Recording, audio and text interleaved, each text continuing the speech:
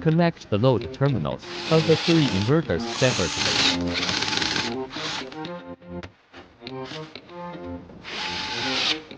Connect the grid terminals.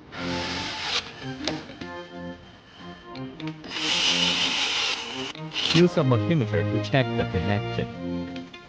Inspect the connection status of load and grid separately. Ensure there is no short circuit between the L line and N line of the inverter. And the inverter L line is separated into 3 phases.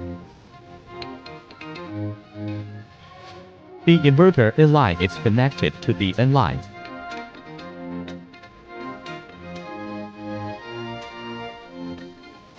Parallel communication connector.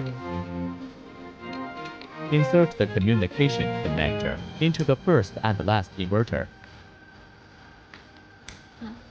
Use communication cables to connect the remaining ports between the inverters.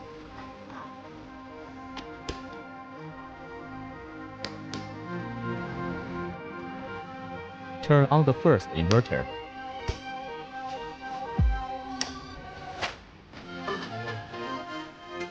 Long press the confirm button to enter the setting mode. Select 1 and then click confirm. Change to lead, confirm. Select 20 and then click confirm. Confirm and exit after changing to VP1. Set up only one machine at a time. Close it after the setup is completed, and then start the next one. The other inverters are similar to the first one. The difference is that the second machine is set to 3P2. The third station is set to 3P3.